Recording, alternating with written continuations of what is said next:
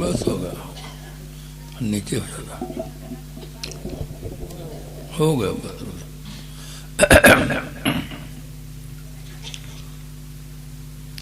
संपूर्ण प्रभुत्व संपन्न भारत की प्रसिद्ध नगरी अयोध्या से पधारे हुए श्री कबीर धर्म मंदिर जियनपुर से सद्गुण संपन्न श्री साहिब जी, काठमांडू नेपाल से पधारे हुए जिनके अभी सारगर भी थोड़े में बहुत कुछ बताए साहिब जी, विरद विवेक संपन्न मुद मंगल में संत समाज, आदरणीय साध्वी समाज, धर्म प्रेमी सज्जनों, श्रद्धामोर देवियों एवं प्रिय बच्चों, कार्यक्रम का शुभारंभ संत सम्राट सदगुरु कबीर साहिब की वाणी बीजक पाठ से हुआ। तत्पश्चात भजन गायकों के द्वारा सुमधुर कंठ से सुंदर भजन, फिर अनेक मनीषी संतों से जीवन के विविध पहलुओं पर बहुत ही महत्वपूर्ण विचार श्रवण करने का सुअवसर मिला। संसार में असंख्य प्राणी हैं, उनमें मानव श्रेष्ठतम प्राणी है। संसार के सभी प्राणियों को भोजन करने का सौभाग्य प्राप्त है, किंतु भजन करने का सौभाग्य सिर्फ मानव को प्राप्त है। मानव के अलावा कोई प्राणी भजन नहीं कर सकता है। भोजन का संबंध तन से है और भजन का संबंध मन से है। यदि आदमी का तन और मन दोनों ठीक हो तो संसार में सबसे ज्यादा सुखी जीवन आदमी जी सकता है। विश्व में अरबों नर नारी हैं, उनकी भाषा में, उनके संप्रदाय में, उनके वेशभूषा में, उनकी मान्यताओं में, रीति रिवाजों में बहुत बड़ा अंतर दिखाई देता है। जहां तक हमारी दृष्टि बाहर की ओर जाती है, हमें अंतर ही अंतर दिखाई देता है, किंतु मानव के आंतरिक जगत में एकता है। आप कह सकते हैं कि जहां इतनी विविधता हो वहां आंतरिक जगत में एकता का क्या प्रमाण है। विश्व के किसी भी नर नारी से पूछे, चाहे वो जिस संप्रदाय का हो, चाहे जो भाषा बोलने वाला हो, चाहे वो जिसकी आराधना करने वाला हो, उससे आप पूछें कि आप स्वस्थ रहना चाहते हैं या बीमार, सभी व्यक्ति एक ही उत्तर देंगे कि हम स्वस्थ रहना चाहते हैं। किसी भी नर नारी से पूछें कि आपको सुख शांति प्रिय है कि दुख और अशांति प्रिय है, सभी लोग एक ही उत्तर देंगे कि हमें सुख और शांति प्रिय है। विश्व के किसी भी नर नारी से आप पूछें कि आप अपने जीवन में हानि चाहते हैं या लाभ, सभी एक ही उत्तर देंगे कि हम लाभ चाहते हैं। इसलिए मानव के आंतरिक जगत में एकता है। सैकड़ों आशिक हैं, दिलाराम सबका एक है, मजहबो मिल्लत जुदा जुदा है, काम सबका एक है। सभी व्यक्ति सुख चाहते हैं, दुख किसी को भी प्रिय नहीं है। सभी व्यक्ति दुख से छुटकारा चाहते हैं, किंतु दुख के मूल को समझ नहीं पा रहे कि दुख का मूल कारण क्या है। दुख का मूल कारण है बंधुओं अज्ञान, तस् हेतु अविद्या। उसका मूल कारण है अविद्या। अविद्या कहते हैं अज्ञान। अज्ञान के कारण से आदमी गलत कर्म करता है और उसका परिणाम उसे दुख मिलता है। कोई दुखदाता नहीं है, कोई सुखदाता नहीं है। आदमी के गलत कर्म ही आदमी को दुख देते हैं और उसके अच्छे कर्म उसको सुख देते हैं, और मूल में है अविद्या, अज्ञान। आदमी मकान के अंधेरा को मिटाने का तो प्रयास किया, उसे सफलता मिली, किंतु दिमाग के अंधेरे को मिटाने का प्रयास नहीं करता। दिमाग में तो इतना अंधेरा छाया है कि उसको दिन में ही नहीं दिखता है। रात की बात तो छोड़े, दुर्व्यसन वाले व्यक्ति अच्छी तरह से जानते हैं कि सिगरेट के पैकेट में लिखा रहता है स्वास्थ्य के लिए हानिकर है, तंबाकू वाले में बीछी बनी रहती है, उनको दिखता ही नहीं कि ये जहर है। आदमी के दिमाग में बहुत अंधेरा बंद, वो दो प्रकार की दृष्टि होती है, एक कैमरे की दृष्टि और एक एक्सरे की दृष्टि। दोनों में बहुत बड़ा अंतर है। किसी व्यक्ति का आप फोटो ले और वो मुस्कुराता हो, बहुत सुंदर फोटो आता है, देख के एकदम खुश हो जाता है, हंसता है कि मेरा फोटो बहुत सुंदर है। उसी व्यक्ति का आप एक्सरे मशीन से फोटो ले लीजिए, फिर देखिए वो कितना सुंदर दिखाई देता है। एक्सरे की दृष्टि इतनी सूक्ष्म होती है कि मांस और त्वचा को पार करके शरीर की असलियत को बताती है। आदमी एकदम केवल हड्डियों का ढांचा है, जोड़ ही जोड़ उसे दिखाई देंगे, तब उसमें कोई आकर्षण नहीं होगा, बल्कि विकर्षण पैदा हो जाएगा। जब भीतर का एक्सरे की दृष्टि प्राप्त हो जाती है, जिसके लिए महाराज गोस्वामी जी ने कहा, उघरहि विमल बिलोचन ही के, मिटा ही दोष दुख भव रजनी की। भीतर की दृष्टि प्राप्त हो जाती है। आज भी लोग प्रश्न करते हैं, साहब ने भी कहा ऊपर की दो गई हियो की गई हेराए, कहां कबीर जाकी चारू गई ताको का उपाय। हियो की दृष्टि क्या है, भीतर की दृष्टि क्या है? लोग कहते पढ़े लिखे लोगों के पास चार आंखें होती है, दो ही आंखें तो दिखती है, चाहे जितने पढ़े लिखे हों। अरे डबल ए में होंगे, एलटी किए होंगे, डीलिट किए होंगे, तो भी उनके ऊपर की तो दो ही आंख दिखती है। कहां भीतर की आंख होती है, कैसे दिखती है? भीतर की आंख है, उसका प्रयोग करने पर पता चलता है। एक परिवार था, गरीब परिवार था, उसका लड़का पढ़ने में बहुत तेज था, गधा पालता था। उसने कहा बेटा आज मुझे जरूरी काम है, मैं बाहर जा रहा हूं, ये दोनों गधों को एक बगीचा में जाकर पैर बांधकर छोड़ देना और विद्यालय चले जाना। उसने कहा ठीक पिताजी आप जाइए, मैं ये काम कर दूंगा। बच्चा खाया पिया, स्कूल जाने का समय हुआ, दोनों गधाओं को लेकर बगीचा में उसका पैर बांध रहा था। उधर से दो सिपाही आ गए, देखे, सिपाहियों ने कहा क्यों बे, अपने भाई का पैर क्यों बांधता है? वो लड़का बहुत पढ़ने में तेज दिमाग था, उसके भीतर की आंख सीखा। उसने कहा मुझे गधा बना दिया ही। उसने कहा सिपाही कम हियर,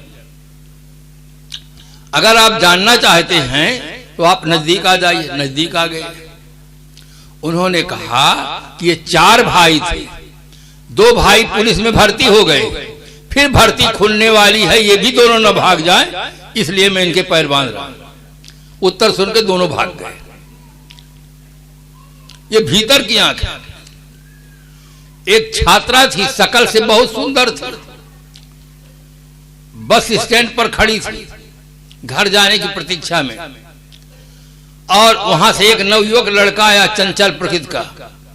उसके शकल को देखकर व्यंग किया और कहा अरे चंद्रमा तो रात में उदय होती है, दिन में कैसे उदय हो गई? तुरंत समझ गए कि मेरे लिए इसने कहा। तुरंत उत्तर दिया कि उल्लू तो रात में बोलते थे, उल्लू दिन में कैसे बोलने लगे? उल्लू तो रात में बोलते थे, उल्लू दिन में कैसे बोलने लगे? उत्तर सुन के भाग गया। ये भीतर की आंख है। भीतर की आंख जिसको खुलती है बंधुओं, उसके जमीन आसमान का फर्क पड़ जाता है। एक आदमी वो है जो कहता है दम टूट सकता है, सिगरेट और शराब नहीं छूट सकता है। और एक आदमी वो है जो जिंदगी में कभी छूता ही नहीं है, फ्री में दो तो भी नहीं छूता है, इनाम रखो तो भी नहीं छूता है। और एक दिन भर में जो कमाता है दे करके शराब पीता है, और एक को फ्री में दो तो छूता ही नहीं। किसका अंतर है? भीतर का अंतर है। बाहर तो एक समान है, बोतल भी एक समान है, भीतर का अंतर ही बाहर के अंतर को जन्म देता है। अगर आदमी की भीतर की आंख खुल जाए, आदमी की मानसिक स्थिति अच्छी हो जाए, तो हर आदमी विकारों से मुक्त होकर के स्वतंत्र जीवन जीने का सौभाग्य प्राप्त कर सकता है। और जब तक भीतर की आंख नहीं खुलेगी, उसकी मानसिक स्थिति अच्छी नहीं होगी, चाहे वो प्रोफेसर बन जाए, चाहे मिनिस्टर बन जाए, चाहे बजिस्टर बन जाए, वो निर्विकार जीवन जीने के सौभाग्य से वंचित रहेगा। कोई उपाय ही नहीं। जब तक आदमी की भीतर की स्थिति अच्छी नहीं होगी, तब तक आदमी अच्छा आदमी नहीं बन सकता है, निर्विकार जीवन जीने का सौभाग्य प्राप्त नहीं कर सकता है। महाराज गोस्वामी जी मानस में लिखते हैं, जानिए तब ही जीव जग जागा, और जब सब विषय विलास विरागा। सुन, गोस्वामी जी ऐसा लगता है खींच करके कट करके देख कट शब्दों का प्रयोग किया, और उन्होंने कहा, सुनहु उमा ते लोग अभागी। सुनहु उमा ते लोग अभागी। ते माने वे होता है, संस्कृत में रूप आता सह तब ते माने वे लोग अभागी। कौन? हरि तज हुओ ही विषय अनुरागी। क्या रामायण पढ़ने वाले इस चौपाई को पढ़ते हैं? ठीक से पढ़ लेते हैं, कभी सोचते नहीं कि क्या लिखा गया है। अरे रामायण में तो ऐसी अच्छी बात लिखी है कि जीवन में क्रांति हो सकती है, परिवर्तन हो सकता है, हमें एक नया जीवन जीने का सौभाग्य प्राप्त हो सकता है। किंतु हम तो केवल धार्मिक दिखना चाहते हैं, धार्मिक होना नहीं चाहते। धार्मिक दिखने के लिए आदमी बहुत प्रकार का कर्मकांड कर रहा है, धार्मिक होने के लिए प्रयास नहीं करता है।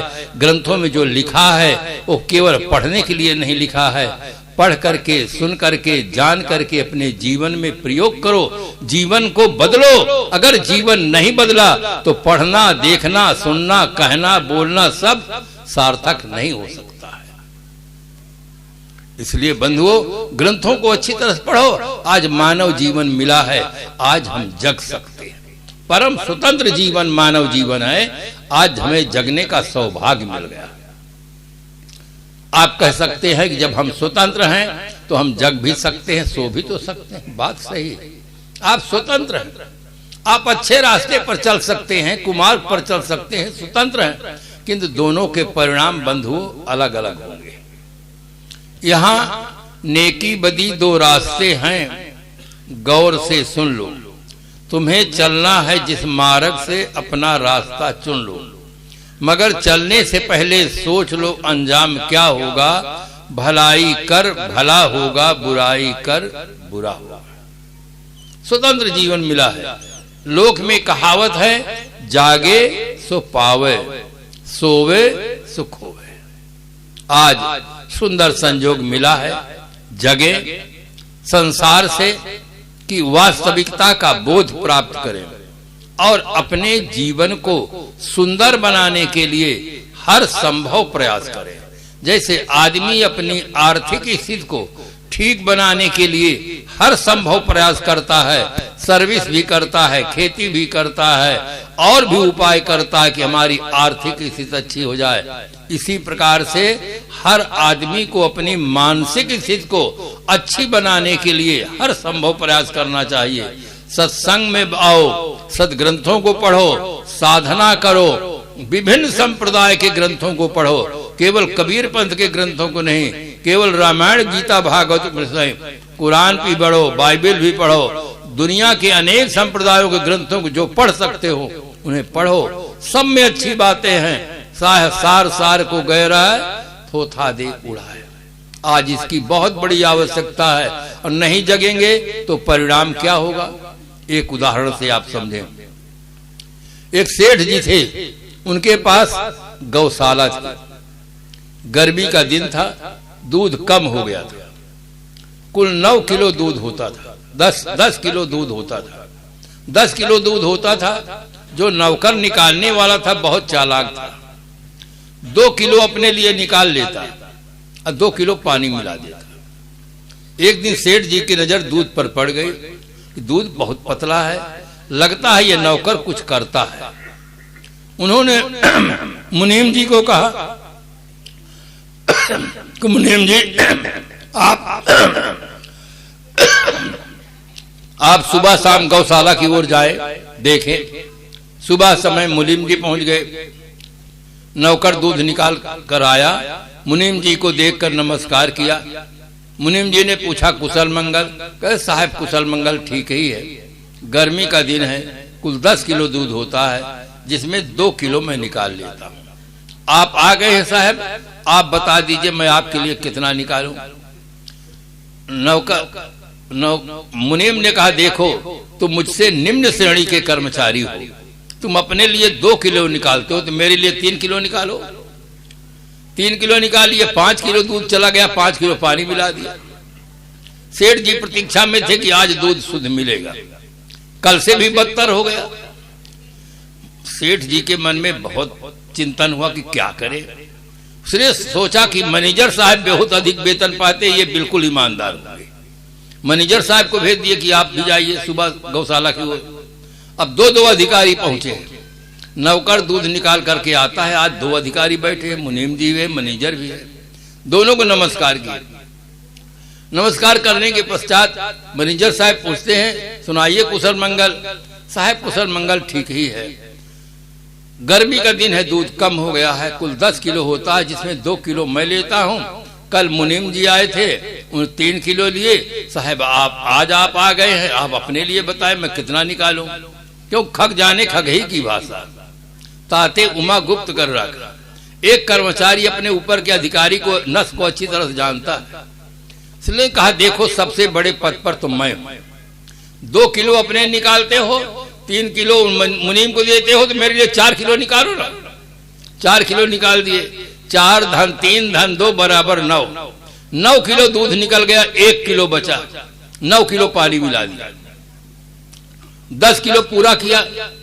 सेठ जी प्रतीक्षा में थे कि आज पूरा दूध शुद्ध मिलेगा। सेठ जी के तो होश ही उड़ गए कि आज तो केवल सफेदी सफेदी रह गई, दूध सब गायब। अब सेठ जी के मन में बड़ा चिंतन हुआ कि क्या करूं, क्या उपाय करूं। सब अधिकारी को भेजा, अब कुछ नहीं बताता सेठ। सुबह पहर अपने लकड़ी लेता है, सहारे से वो भी गौशाला में पहुंच जाता है। मुनीम भी पहुंचे हैं, अब मैनेजर साहब भी पहुंचे हैं, सेठ जी भी पहुंच गए। नौकर जब दूध निकाल कर आता है, देखता है कि आज मालिक भी आ गए हैं, तो सीधे 10 किलो दूध लेकर मालिक के पास जाकर रख देता है। मालिक आज आप आ गए हैं तो न मैं ले सकता हूं, न मुनीम को दे सकता हूं, न मैनेजर को दे सकता हूं। 2 किलो मैं लेता था, मुनीम जी 3 किलो लिए, मैनेजर साहब 4 किलो लिए। अब आज आप खुद आ गए हैं तो किसी को नहीं देना है, ये आपका दूध 10 किलो पूरा का पूरा है। ये उदाहरण है।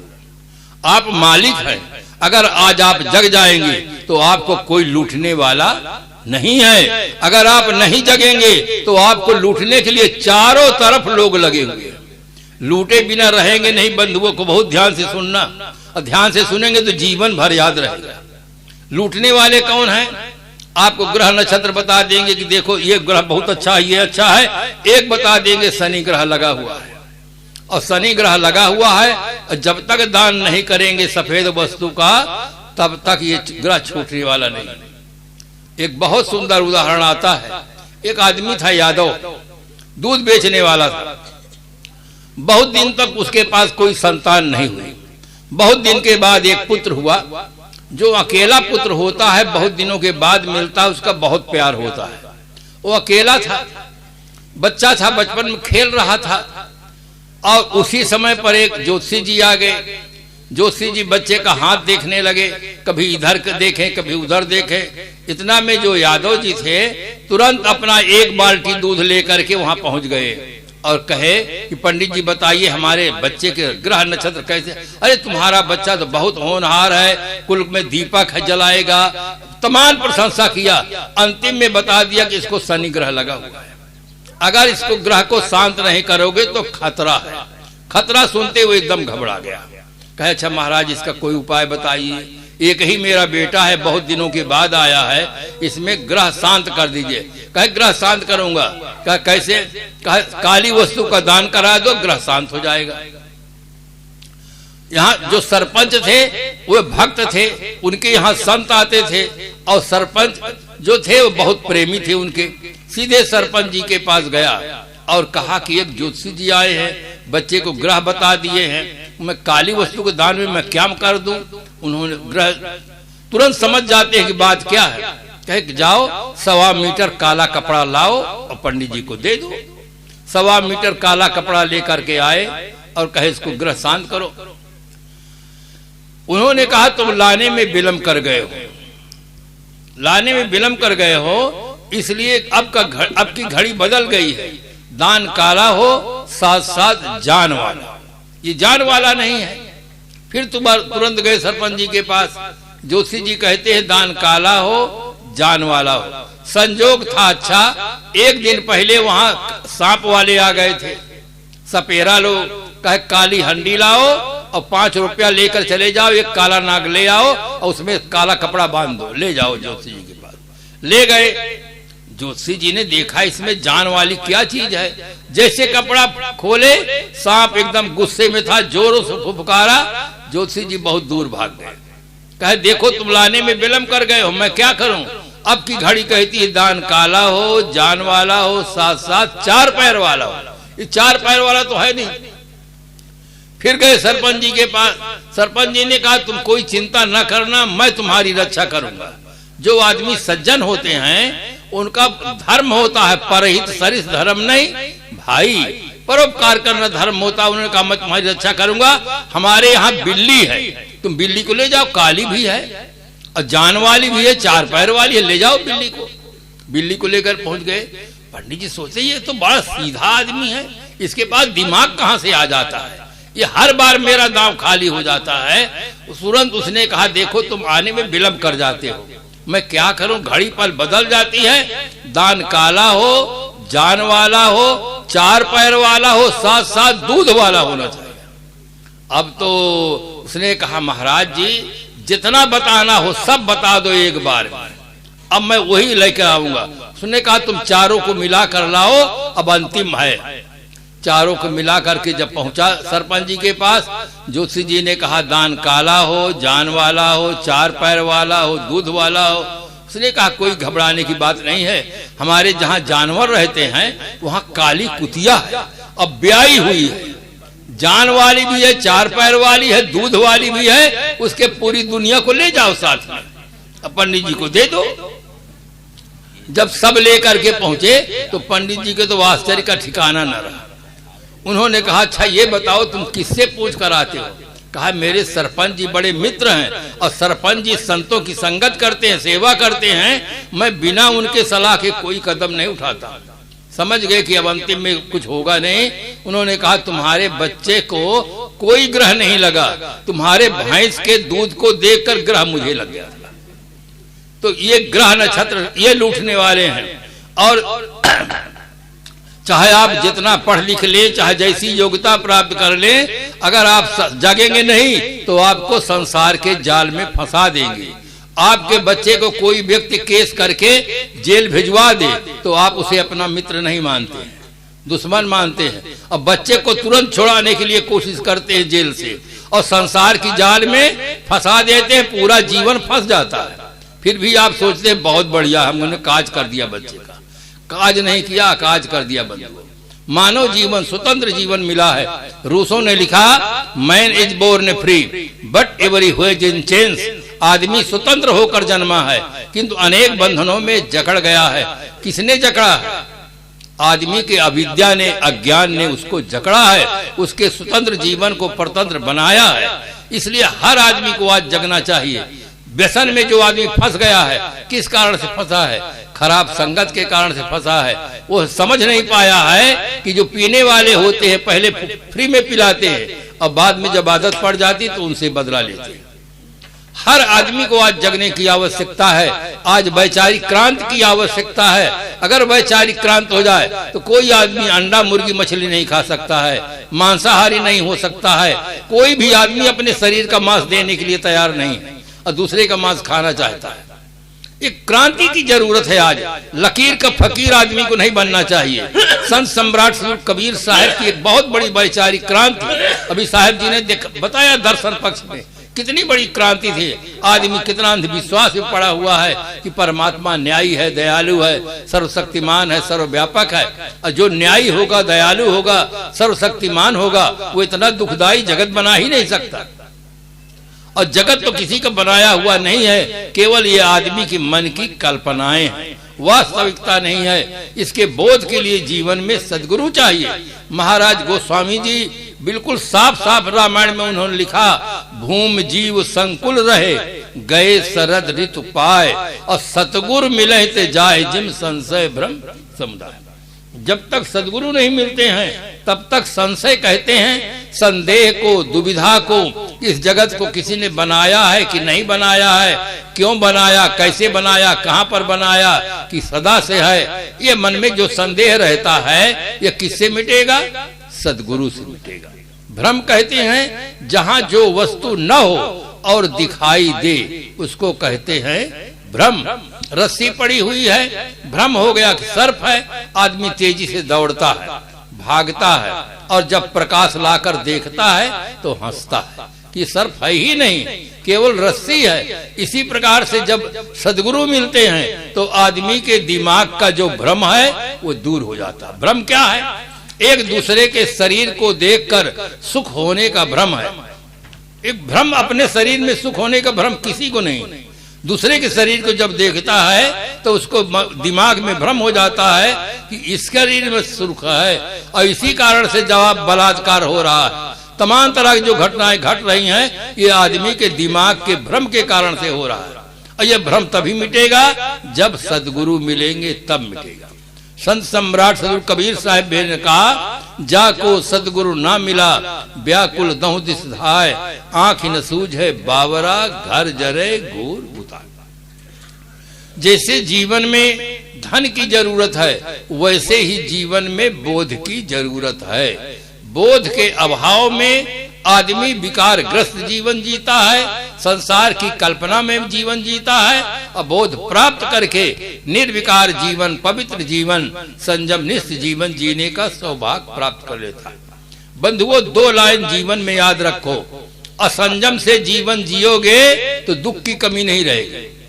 चाहे जिस मत का आदमी हो, चाहे जो भाषा बोलने वाला हो, चाहे जहां का नागरिक हो, असंयम से जीवन जियोगे तो दुख की कमी नहीं रहेगी, और संयम से जीवन जियोगे तो सुख की कमी नहीं रहेगी। ये 2 रास्ते हैं। राष्ट्र कवि मैथिली शरण गुप्त जी ने लिखा, 2 पथ असंयम और संयम है तुम्हें अब सब कहीं, पहला अशुभ दूसरा शुभ, इसे कभी भूलो नहीं, पर मन प्रथम की ओर ही तुमको झुकावेगा अभी, तुम न संभलोगे अभी तो फिर न संभलोगे कभी। अगर मानव जीवन पा करके आप नहीं संभलते हैं तो फिर संभलने का कोई चांस नहीं है। 3 खानियों में आप संभल नहीं सकते हैं। मानव जीवन मिला है। आप रामायण पढ़ते हैं, रामायण पढ़िए न, जिस समय पार्वती जी विदा हो रही थी, अब माँ के पास जाती है, माँ को कंधा पकड़कर रोने लग जाती है। माँ कहती है, अय विधाता कत विध सजी नारी जग माही, पराधीन सुख सपनों। हम केवल पढ़ लेते हैं, लेखक के मन में पात्रों का उदाहरण दे करके वो बताना चाहता है कि नारियों स्वावलंबी जीवन जियो, अपने जीवन की बागडोर दूसरे के हाथ में न दो, नहीं तुम्हें सपने में भी कोई सुख नहीं मिलेगा। किंतु हम तो पढ़ करके हंस करके रह जाते हैं और कभी चिंतन नहीं करते हैं कि ये बातें क्यों लिखी गई है, कैसे लिखी गई हैं। आदमी को स्वतंत्र जीवन जीने का सौभाग्य तभी प्राप्त होता है जब विकारों से मुक्त होकर जीवन जीने का सौभाग्य प्राप्त कर लेता है। और ये सौभाग्य तभी प्राप्त होता है जब सद्गुरु और संत मिलते हैं, व्यक्ति बोध प्राप्त कर लेता है, तब ये ऐसा सौभाग्य मिलता है। हर आदमी को आज जगने की जरूरत है। हम घर गृहस्थी में रहें तो एक मर्यादा से जीवन जिए। पत्नी का कर्तव्य है पति के प्रति समर्पित भाव से सेवा करना, और पति का कर्तव्य है पत्नी की भावनाओं का आदर करना। दोनों एक दूसरे के प्रति शुद्ध भाव रखें। विशुद्ध प्रेम की आवश्यकता है, विश्वास की आवश्यकता है। आज के युग में विश्वास उठता चला जा रहा है, इसलिए घरों में तनाव पैदा हो रहा है। विश्वास की बहुत बड़ी जरूरत है व्यवहारिक जीवन में। पति पत्नी में विश्वास, भाई भाई में विश्वास, पिता पुत्र में विश्वास की आवश्यकता है, सेवा भाव की आवश्यकता है। और सदगुरु कबीर साहब ने तो बहुत बल दे करके कहा कि पोथी पढ़ पढ़ जग मुआ, पंडित भयानक होए, ढाई आखर प्रेम का पढ़े से पंडित हो। आज व्यवहारिक जीवन में प्रेम की बहुत बड़ी आवश्यकता है। प्रेम घटता जा रहा है और धन बढ़ता जा रहा है। आदमी भी बाहर से संपन्न होता जा रहा है और भीतर से विपन्न होता जा रहा है। इसलिए बंधुओं, स्वाध्याय की बहुत बड़ी आवश्यकता है। शरीर के लिए जितना भोजन जरूरी है, बुद्धि के लिए उतना ही सत्संग जरूरी है, स्वाध्याय जरूरी है। अगर अभी किसी आदमी की घड़ी 10 बजा दे तो हर घड़ी वाला कहेगा घड़ी बिगड़ गई। घड़ी बिगड़ जाती है, हमें पता चलता है। सर्दी जुकाम बुखार खांसी हो जाए तो पता चलता है स्वास्थ्य बिगड़ गया है। टेलीविजन बिगड़ जाए तो पता चलता है, मोबाइल बिगड़ जाए तो पता चलता है, गाड़ी बिगड़ जाए तो पता चलता है, अब बुद्धि बिगड़ जाए तो पता ही नहीं चलता है। तभी तो उसकी रिपेयरिंग नहीं कराता है।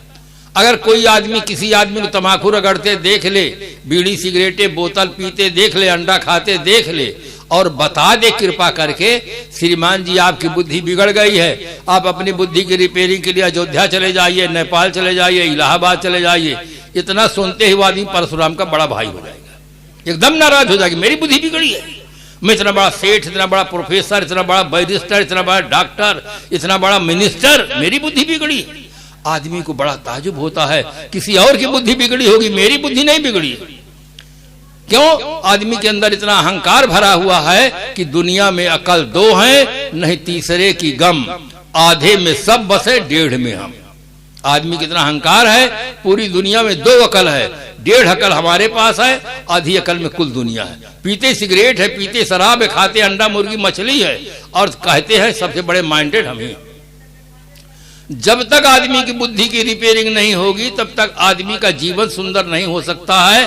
हाँ, उसका और कुछ सुंदर हो सकता है, उसकी गाड़ी सुंदर हो सकती है, उसका मकान सुंदर हो सकता है, उसका जीवन भर सुंदर नहीं होगा बंधुओं। इसलिए आदमी के बुद्धि की रिपेयरिंग की बहुत जरूरत है।